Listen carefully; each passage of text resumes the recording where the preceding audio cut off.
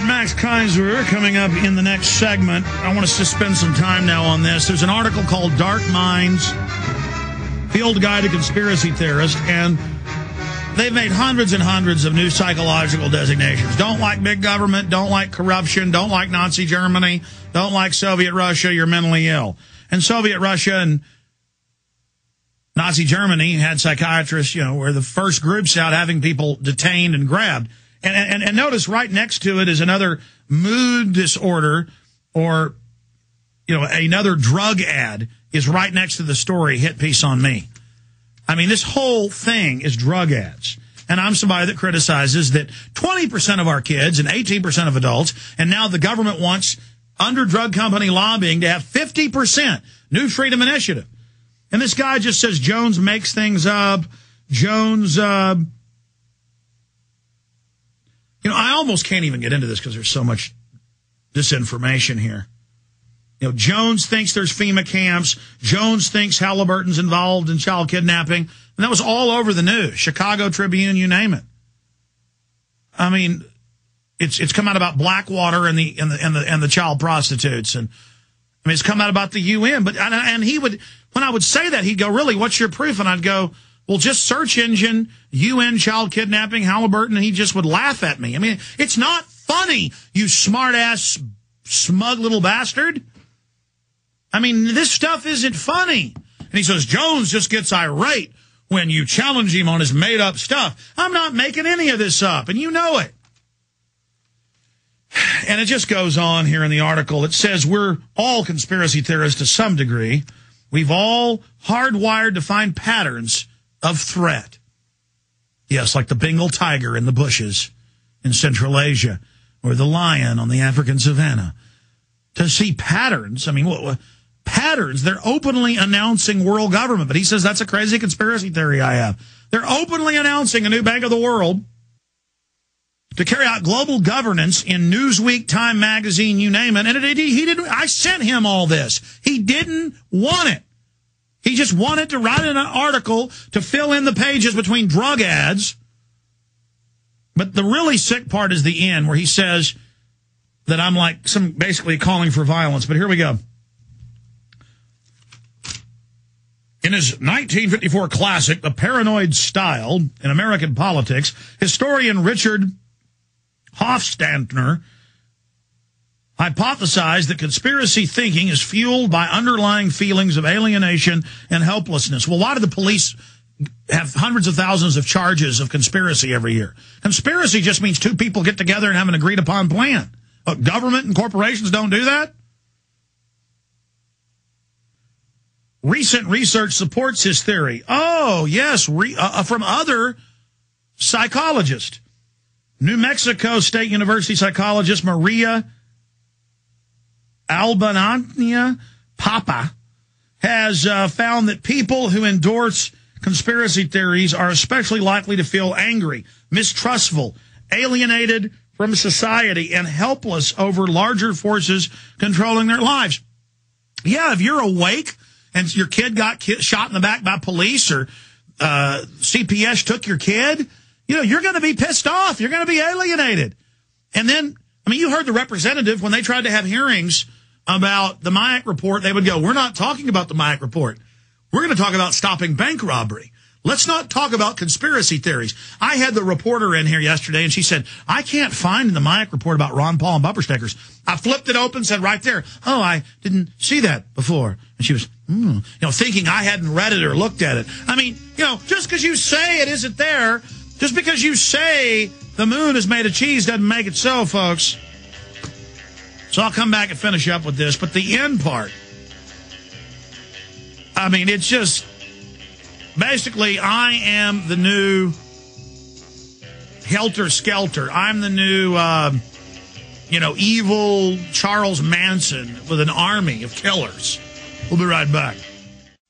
Direct from Austin, coast to coast, and in your face. You're listening to the Alex Jones Broadcasting Network.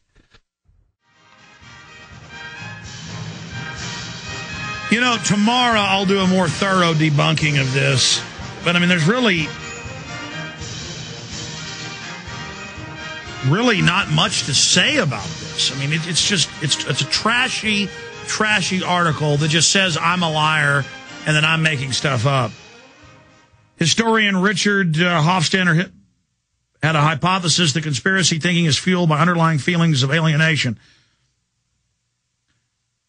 And it goes on to say, Jones insists he had a Leave It to Beaver childhood.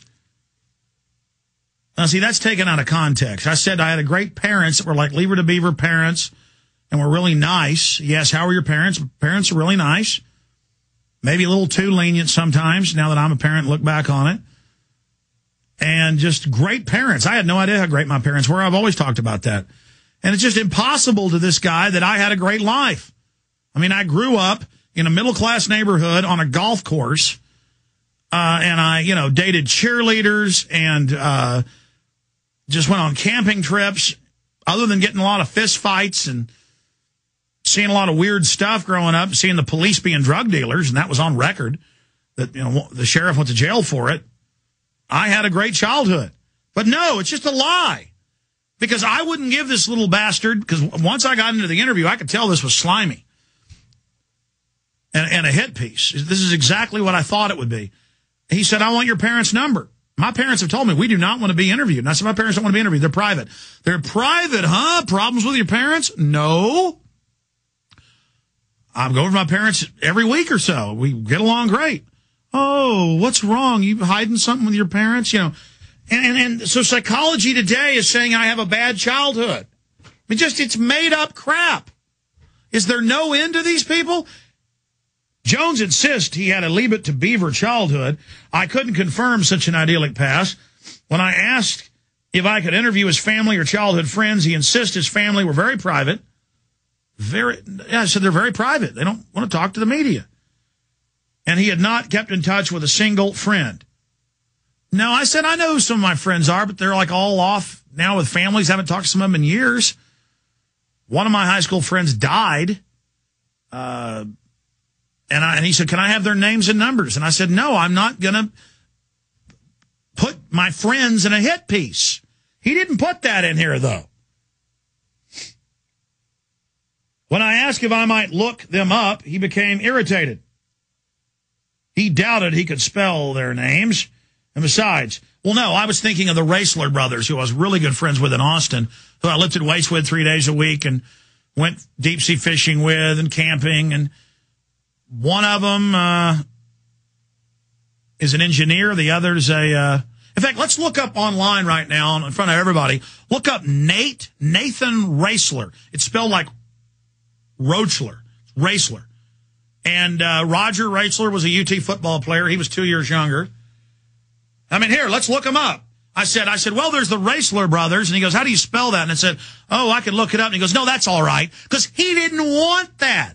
He just wanted to make it sound like, oh, with any of my friends, I couldn't spell their names. See how this is crazy mind games from flim-flam men who just want to, oh, look, the Chicago Business School where the neocons came from. There's only drug ads in here except for Chicago Business School ad.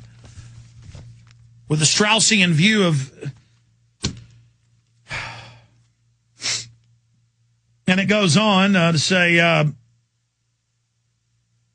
when I asked if I might look them up, he became irritated. He doubted he could spell their names. And besides, I'd already taken up too much of his time. I turned down 50 or 60 requests for interviews this week, which was true. The Obama deception had just come out. Usually we turn down, I don't know, Deuce said 3 today, probably 4 or 5 more will come in by tomorrow. Let's say 5 a day. 5 a day in a week is 25, 30. So, I mean, do the math. What's 7 times 5? We're talking about 35 interviews. But back then, with the Obama deception peaking, yeah, it was... See, he doesn't understand that. Dude, he was saying I was lying about millions of views of the Obama deception until I made him go online. See, that's what I mean. I mean, it just, they constantly spew their propaganda, which always turns out to be bull. We tell the truth, and then we're getting attacked. Listen to this. The number sounded wildly inflated.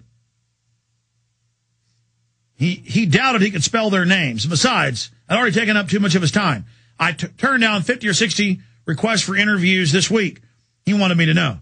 The number sounded wildly inflated. Conspiracy theorists have a grandiose view of themselves as heroes, manning the barricades of civilization. At an urgent turning point in history, the psychologist held, Jones has a messiah complex. Black contends. Now, Black's the fake name of the pot-bellied Austin Chronicle guy who writes editorials saying that Centra isn't a foreign-owned company taking over Texas roads. Go to Centra. It's in Spanish. Centra is a Spanish company. But they don't care. They have such contempt for you, they will tell you it's American-owned. Black contends that I have a messiah complex. Grandiosity is one of the defenses against underlying feelings of powerlessness.